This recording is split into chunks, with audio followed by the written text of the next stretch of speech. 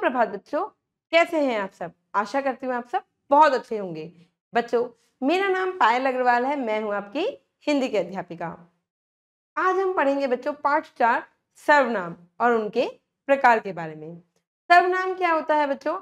जब भी हम संज्ञा शब्द की जगह कुछ अन्य शब्दों का प्रयोग कर लेते हैं, उन्हें हम सर्वनाम कहते हैं।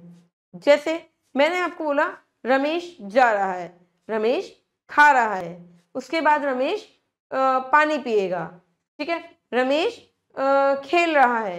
अब मैंने हर जगह क्या करा, रमेश रमेश रमेश। पर देखो अब मैं क्या करूंगी, रमेश जा रहा है। अब आपको ये समझ में आ गया कि रमेश के बारे में बात हो रही है। वह खा रहा है, वह लगा दिया रमेश की जगह। वह पी रहा है, उसके बाद उसके लगा दिया, उसके बाद वह, फिर मैंने रमेश की जगह वह लगा दिया। तो जब मैंने संज्ञा के स्थान पर वह, उसके, इन्हें ऐसे शब्द लगाए, उन्हें हम सर्वनाम कहेंगे। और कितने प्रकार होते हैं सर्वनाम के? 6 प्रकार होते हैं। चलिए आइए इनको अच्छे से जानते हैं, पाठ के माध्यम से बढ़ते हैं पाठ की ओर। पाठ 4 सर्वनाम। विषय प्रवेश है बच्चों। पिछले पाठ में आपने पढ़ा सभी नाम संज्ञा कहलाते हैं, ठीक है। एक ही संज्ञा शब्द बार बार दोहराए जाने पर वाक्य में अपनी सरलता खो देते हैं, ठीक है। अच्छे नहीं लगते हम बार बार किसी का नाम लेते हैं, तो इसलिए उनके स्थान पर यह, वह, इसके, उसके जैसे शब्दों का प्रयोग किया जाता है, बार बार नाम नहीं लिया जाता है। संज्ञा के स्थान पर आने वाले ऐसे शब्दों को सर्वनाम कहते हैं, बार बार अगर हम नाम ना ले तो, ठीक है। जैसे आप एक चित्र देख रहे हैं, चलिए अब रमेश एक अच्छा लड़का है, देखिए पढ़िए और समझिए। रमेश एक अच्छा लड़का है, रमेश अपनी पढ़ाई ठीक से करता है। अब बीच में फिर क्या आया, रमेश, ठीक है, नाम आ गया यानी कि संज्ञा आ गई। रमेश के पिता शिक्षक हैं, रमेश की माता जी भी पढ़ी लिखी है। बार बार क्या आ रहा है बच्चों, नाम आ रहा है, रमेश का नाम आ रहा है। संध्या रमेश की छोटी बहन है, ठीक है। यह बार बार रमेश रमेश का दोहराव हो रहा है, बार बार रमेश आ रहा है तो बाकी कुछ अटपटा लग रहा है, अच्छा नहीं लग रहा बोलने में। संज्ञा का इस तरह प्रयोग नहीं करती, ठीक है। उसके स्थान पर सर्वनाम शब्द का प्रयोग करने से वाक्य सुंदर और असरदार बनते हैं, अच्छे लगते हैं बोलने में भी और सुनने वाले को भी। जैसे रमेश एक अच्छा लड़का है, अब आपको यह पता चल गया कि रमेश के बारे में बात हो रही है। वह अपनी पढ़ाई ठीक से करता है, वह लगा दिया मैंने, संज्ञा की जगह पे नाम की जगह वह लगा दिया। उसके पिता शिक्षक हैं, उसके लगा दिया, ठीक है। उसकी माता जी भी पढ़ी लिखी है, उसकी माता जी भी पढ़ी लिखी है, उसकी लगा दिया संज्ञा की जगह यानी कि रमेश की जगह। संध्या उसकी छोटी बहन है, यानी कि रमेश की छोटी बहन है, रमेश की जगह मैंने वह, उसके, उसकी, है ना, ये सब लगा दी। तो ये सब क्या कहलाए बच्चों, सर्वनाम कहलाए। संज्ञा की जगह प्रयुक्त शब्द सर्वनाम कहलाते हैं। अब देखिए पढ़िए समझिए। राजू डाकिया है, राजू पत्र बांटता है, ठीक है, क्योंकि डाकिया क्या करता है, पत्र बांटता है। मयंक और रोहित मित्र हैं, मयंक और रोहित बातें कर रहे हैं, फिर से मैंने मयंक और रोहित ही लगा दिया, ठीक है। अब देखिए राजू, मयंक और रोहित आदि सभी संज्ञा शब्द हैं, ये सब नाम है, सब संज्ञा है।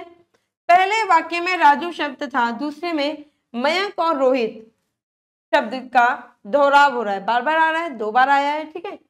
इस तरह से अगर संज्ञा शब्द की बार बार पुनरावृत्ति हो रही हो तो वाक्य सरल तथा कठिन स्पष्ट नहीं होता है। इसके स्थान पर राजू की जगह वह तथा मयंक और रोहित की जगह वे शब्द प्रयोग किए जा सकते हैं, ताकि बार बार नाम ना आए, तो वो और अच्छा लगेगा। ऊपर लिखे हुए वाक्यों को इस तरह से लिख सकते हैं, जैसे देखिए राजू डाकिया है, वह पत्र बांटता है। अब मैंने यहाँ पे बार बार राजू नहीं लिया, वह पत्र बांटता है तो वह लगा दिया, यानी कि सर्वनाम का प्रयोग कर दिया संज्ञा की जगह पे। मयंक और रोहित मित्र हैं, वे बातें कर रहे हैं, ठीक है, दोनों बार नाम नहीं लिया, वे लगा दिया, ठीक है, क्योंकि 2 है, एक से ज्यादा है, वे बातें कर रहे हैं, ये सर्वनाम हो गया क्योंकि मैंने संज्ञा के नाम की जगह लगाया, ठीक है। यहाँ पर शब्द वह तथा वे संज्ञा शब्द की जगह आए हैं, ये सर्वनाम शब्द हैं, इन्हें सभी नामों की जगह प्रयोग किया जा सकता है, इसलिए इन्हें सर्वनाम अर्थात सबका नाम कहते हैं। ठीक है बच्चों, देखिए मौखिक अभिव्यक्ति है सर्वनाम की पृष्ठभूमि का ज्ञान और संज्ञा के विकल्प सर्वनाम की आवश्यकता का बोध। कि सर्वनाम की आवश्यकता क्यों पड़ती है? क्योंकि बार बार जब हम किसी चीज को दोहराते हैं, नाम लेते हैं किसी का बार बार, तो वो अच्छा नहीं लगता है। वाक्य को ऐसे बोलते हैं सर्वनाम लगा के, तो वाक्य क्या है? अच्छा लगता है, बोलने में भी और सुनने वाले को भी। अर्थ एवं परिभाषा। सर्वनाम दो शब्दों सर्व और नाम से मिलकर बना है। सर्वनाम, सर्व और नाम के दो शब्दों से मिलकर बना है। सर्व का अर्थ है सभी और नाम का अर्थ है संज्ञा।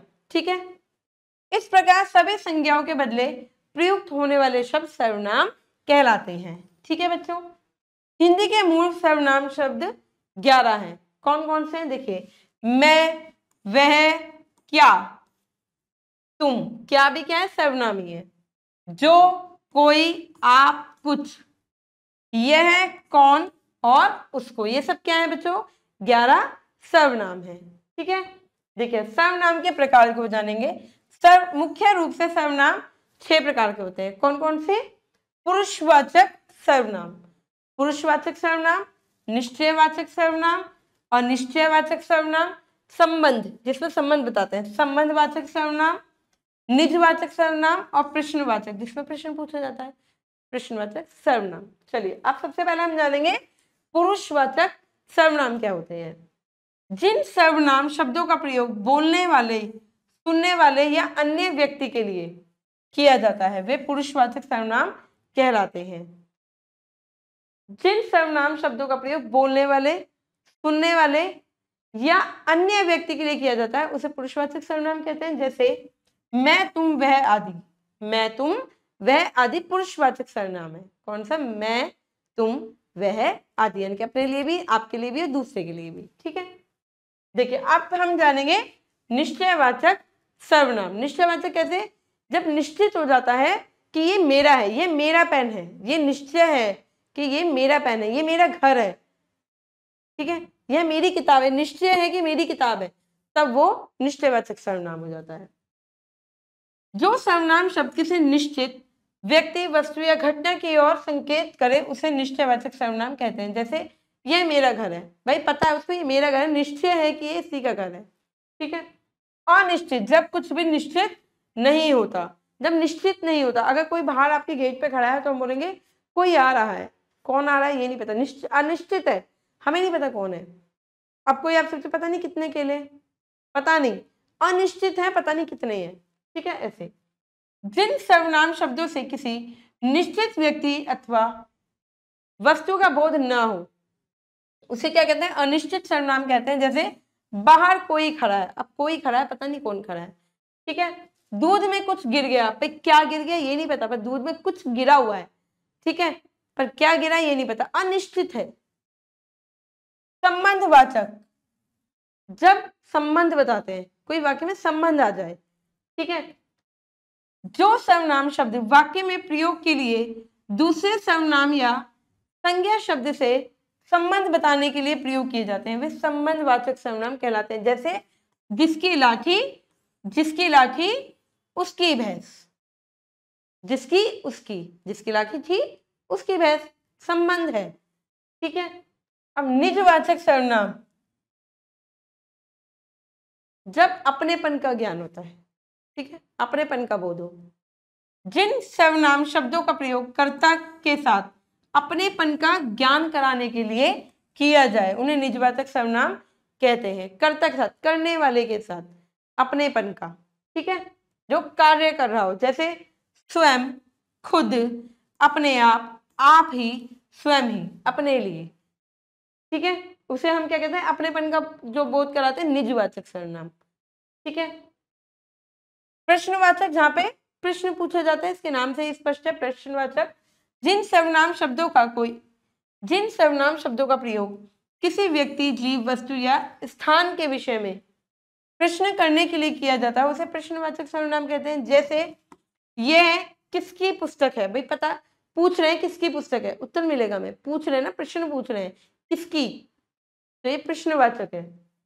आप क्या लोगे, चाय या कॉफी, क्या लोगे पूछा जा रहा है, क्या लोगे, चाय लोगे या कॉफी लोगे, प्रश्न पूछा जा रहा है, प्रश्नवाचक है। चलिए लेखन कौशल, सर्वनाम की परिभाषा का बोध और सर्वनाम के स्वरूप और भेदों की समझ। देखिए निष्कर्ष, सर्वनाम दो शब्दों के मेल से बना है, सर्व और नाम। इसका अर्थ है सभी नाम वाले शब्दों के स्थान पर प्रयुक्त होना, जितने भी नाम है उनके स्थान पर प्रयुक्त होने वाले ये सर्वनाम। सर्वनाम उन शब्दों को कहा जाता है जिन शब्दों का प्रयोग संज्ञा अर्थात किसी व्यक्ति, वस्तु, स्थान आदि के नाम के स्थान पर करते हैं। ठीक है, इनमें मैं, तुम, तुम्हारा, आप, इस, उस, यह, वह, हम, हमारा आदि शब्द आते हैं। मुख्य रूप से सर्वनाम 6 प्रकार के होते हैं। आपको पता है 6 प्रकार के होते हैं, कौन कौन से? पुरुषवाचक, निश्चयवाचक, अनिश्चितवाचक, संबंधवाचक, निजवाचक और प्रश्नवाचक। ठीक है, देखिए प्रगति को जांचेंगे बच्चों, सही उत्तर पर सही का निशान लगाइए।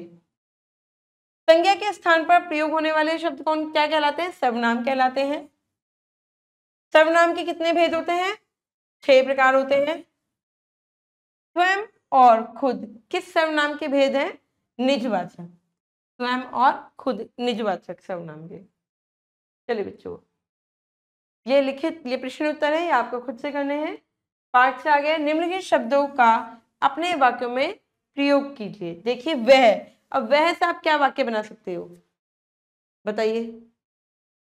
आप क्या बना सकते हो? आप कुछ भी वाक्य अपना बना सकते हो। वह किताब मेरी है, आप लिख सकते हो वह किताब मेरी है, मेरी है। ठीक है, देखिए मुझे, मुझे अपने घर जाना है। ठीक है, या मुझे खेलना है, मुझे खेलना है। ठीक है, आसान आसान से वाक्य बना लीजिए। किसे, अब हम बनाएंगे किसे, किसे किसे घूमने जाना है, या ये किसे चाहिए, कुछ भी, किसे घूमने जाना है आप लिख सकते हैं किसे घूमने जाना है, जाना है। अब ये पूछा जा रहा है कौन सा सर्वनाम है? प्रश्नवाचक। ठीक है बच्चों, कौन, दरवाजे पर कौन आया है, दरवाजे पर कौन आया है। ठीक है, या कौन यह कार्य करेगा, आप कुछ भी बना सकते हैं। देखिए उसको, उसको यहां बुलाकर लाओ, उसको यहां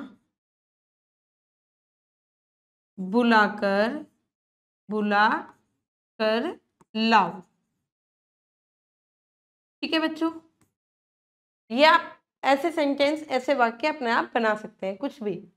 ये भाषा अध्ययन नहीं है बच्चों, आपको खुद से करना है कि सही सर्वनाम शब्द चुनकर वाक्य पूरे करने हैं आपको। डैश सदा सच बोलना चाहिए, या हमें सदा सच बोलना चाहिए। ठीक है, कल डैश विद्यालय नहीं जाऊंगा, मैं कल मैं विद्यालय नहीं जाऊंगा, ऐसे आपको ऊपर से देखकर यहाँ पर लिखना है। ठीक है बच्चों, ये आपकी गतिविधि है, ये आपको गतिविधि करनी है जो आप अपना आप करेंगे। चित्र पहचानिए और इनके नीचे इनसे संबंधित 2-2 वाक्य लिखना है। आपको चित्र में देखना है क्या हो रहा है और इसके अनुसार 2 वाक्य लिखने हैं। जैसे यहाँ पे 2 लड़कियां हैं, क्या देखनी है? यहाँ पे 2 लड़कियां हैं और ये क्या कर रही है? तारे गिन रही है, तारों के बारे में शायद कुछ बातें कर रही है। ये क्या, एक खेत का चित्र है जहाँ पे सुनहरी धूप खिल रही है और गेहूं कितने प्यारे लग रहे हैं। ठीक है, जहाँ पे आपको ऐसे लिखना है। चलिए बच्चों, आशा करती हूँ आपको सर्वनाम और उनके भेद समझ में आ गए होंगे। अब मैं मिलूंगी आपसे अगली कक्षा में, जब तक के लिए आप खुश रहिए, अपना ध्यान रखिए। धन्यवाद।